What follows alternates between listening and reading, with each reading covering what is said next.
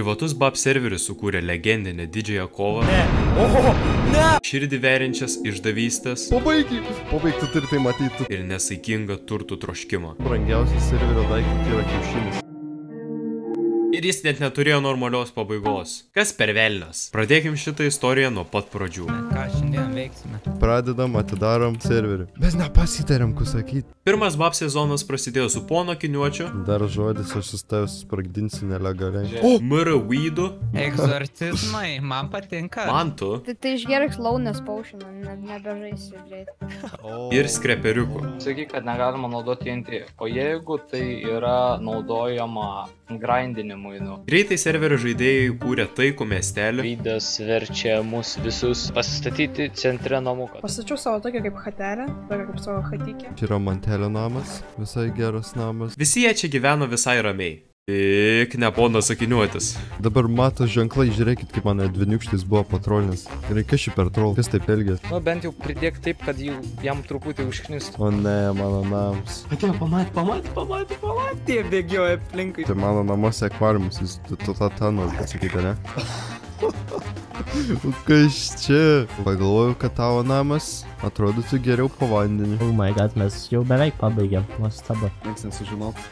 Kas vyksta mano namai? Kodėl virš mano namo yra gėjų vėliava? Aš jums prižadu, kad aš nes gėjs. Aš nes gėjs. Dar buvo mane patrolinę dar vienas žmogus, Ignelis. Čia yra 13 skrinių. Šita miške sėkmės randant. Man, deimantinį tūlą šitų ir ieškojau. Šiandien mes prankinsim Deidę Vydą. O, man tai čia Mr. Vydo namas. Kodėl tu prenkini? Visi žmonės prenkina Akiniuotį dėl klauto. Ką tu čia? Nu, bent jau Fukserį paprenkina. Galvoju, ką čia padarius. Man šiek tiek patarė ir pačiam biški tokią idėją šovė iškasti aplinkiau namą duobę. Tai taip ir padarėm dabar. Mane legit paprenkina, jeigu aš nušaukčiau, aš mirčiau, ta prasme. Ir tada įvyko paskutinis sezono renginys, didysis turtų ieškojimo turnyras, kurį laimėjo Mantas. Ir tai baigė sezonas. Akiniuoti tiesiog užkniso, kad kiekvienas servo žmogus jį paprenkina. Ir todėl antras sezonas buvo kitoks. Serveris kilo į dvi bendruomenės. Vienoj komandai buvo naujas serverio narys Sniegius. Ir kitoj komandai naujas narys Maikis, kuris dabar ištrynė kanalą ir aš net neturiu jo medžiagos, tik šitą vienintelį reuploadintą video. Taigi Maikis gyveno po vandeninio kupolo bendruomeniai, o Sniegius... jis išprotėjęs. Yes! O ne, jis viską išgraužino. Oh my fucking god. Nu tai va, tankas yra. Žiūrėk, tu esi. Mano tvora. Pusnikrit. Mano tvora, da. Mes nesusproksim. Oh my gosh. Sniegiaus bendruomenė buvo per daug galinga. Jie realiai buvo pirmi žmonės Minecraft'e sukūrė raketą, kur yra varoma pienu.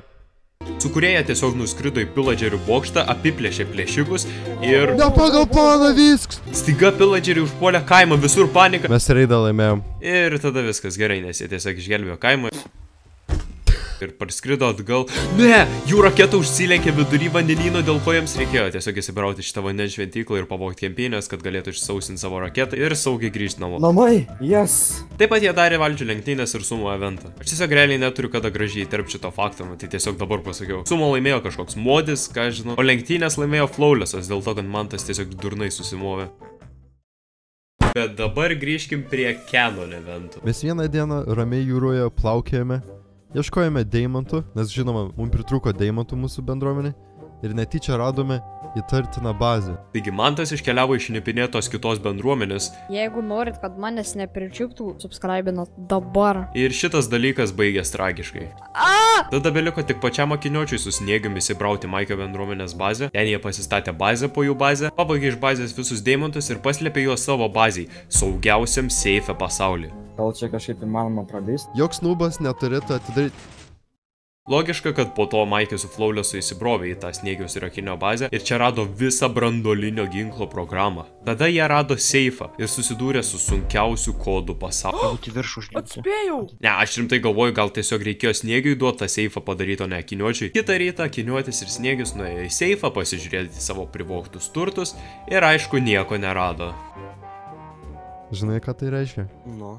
Tai reiškia karą. Jo, gerai karą. Nesvarbu, kad jie patys pavogė deimantus iš Maikio bendruomenės ir kad jie jau prieš tai planavo numesti atominę bombą ant priešų bazės. Nu, bet jo, Maikis su Flawlessu patys prisidirbo, karas, sprogimai, jo, TNT. Abi bendruomenės skaudžiai nukentėjo. Ne, šiaip tik pirmoji bendruomenė. Tas mūšis buvo toks lievas. Jau, mes esam 5 prieš 1 įsire... Viskas! Laimėtas karas! Sakau, kad Sniegiaus komanda yra per daug OP, bet nei vienos, nei kitos bendruomenės bazių nebeliko. Ir karas dar net nebuvo užbaigtas.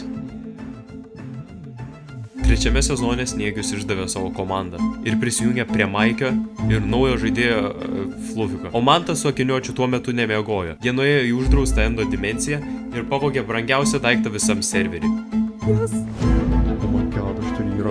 Jie paslėpė jį slapčiausiai vietai, tiesiog vieninteliai piramidai visam serverį, ir kai Flufikas su Maikiu tik įžengė į piramidės teritoriją, iš karto kilo dar vienas mūšis.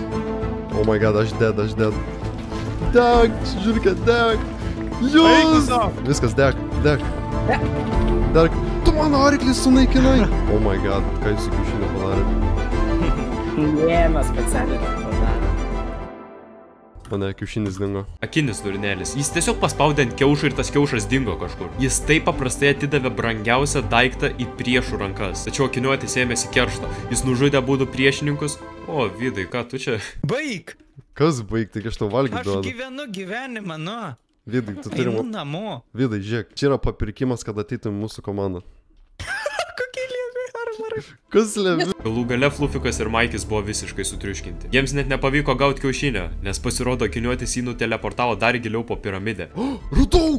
Jis po apačiu buvo. Prisiminė vakar, kur kasim tą mažą duobę dėl Sandstone'o. Nu? Tai jis į tą laisvą vietą nusiteleportino. Oh my god. Kas reiškia, kad iš tikrųjų Akiniuotis tą kiaušinį kaip tik išgelbėjo. Na, gerai, šį kartą jiems pasisekė. Vienaip ar kitaip tada Maikis apsiverkė ir sudegino nieko blogo grinai nepadariusio Flawless'o bazę. Tai sukėlė didelę Akiniuočio pasipiktinimą. Ir jis atkeršijo nužudydamas Maikio pusbrolį. Flufikas su Sniegium dar labiau įniršo ir surado slaptavietę, kur Akiniuotis perkelė kiaušinį. Bet tada ten kiaušinio nebuvo. Todėl jie vietoj to pavogė vertingą villagerį ir pabėgo. Bet nesvarbu, po galais, kur dingo kiaušinis? Kas jį turi? Aš nuėjau į tą vietą ir tiesiog kiaušinis pasimėtė man po kojom. Pasirodo, visą šitą papuoštą vietą su lava buvo tiesiog apgaulė, o kiaušinis buvo paslėptas už sienos, kurios nei Sniegius, nei Flufikas nepatikrino. Tačiau pagaliau kiaušinis buvo jų komandos rankose. Ir tai privedė prie didžiųjų derybų.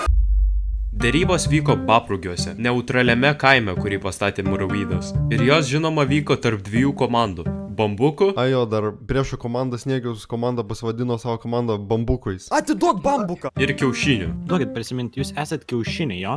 Mes esam kiaušinių saugotojai. Jūs esat kiaušiniai. Tai ar galime pradėti šį posėdį? Gardėvutė ar pasiruošęs užsirašyti? Flawless'ui aš sakiau, aš nežinau, ar jisai manė, kad aš juokauju ar ne, bet mes norim jo šarvų ir jisai kaip durnelis dar pasakė, kokie yra enchantai ant tų šarvų, tai nemanau, kad pavyks apgauti ar kažkas tai tokio. Jeigu jūs galėtumėt pasižiūrėti Discord'e, jūs pamatytumėt labai keistą nuotrauką, kuri gali jūs sudominti. Tada Akiniuotis pagrasino, kad nužudys Maikio mamą. Maikis paprašė nemokamo kalėjimo skambučio ir visi atėjo į mamos kankinimo vietą. Tuo metu, kol visi kilo atgal į viršų, Flufikas paslėpė vėžlius už sienos, o Maikis nuvedė į kiaušinio formos salą. Norėčiau, kad jį užliptumėt. Tai yra spastai. Ei! Prie mūsų! Akiniuočio komanda net gavus kiaušinio nutraukė visas derybas ir susprogdino Maikio tėvus. Kiaušinių komanda neapsaugojo savo brangiausią daiktą, o Bambukai neišgelbėjo Maikio tėvų. Pasikartojo vėl ta pati istorija. Abi bendruomenės nukentėjo ir ne viena neišpešė iš to naudos. Ir dėja, bet tai ir buvo BAP serverio pabaiga. Po šio įvykio po truputį visi BAP youtuberiai pradėjo dingti. Sniegius, Maikis, Flawless, Akiniuotis, Flufikas. Jie visi nustojo kelti video. Ir žinot, kas vienintelis iš to gavo naudos? Mr. Vaidas. Čiuos atidarė public BAP serverį ir ten atkūrė Baprugių miestą, kuris patyrė didžiulį ekonominį pakilimą su 2 gyventojų populiacija. Aš žinau, nes aš ir buvau vienas iš tų 2 gyventojų. Ir tai buvo vienintelis būdas, kaip aš galėjau prisidėti prie BAP istorijos. O po galais, ašgi pradėjau YouTube karjerą tik dėl to, kad galėčiau patekti BAP serverį. Todėl nors ir šitas serveris neturėjo geros pabaigos, aš tikiu, kad jis vis tiek gali įkvėpti žmonės kurti savo paties istoriją.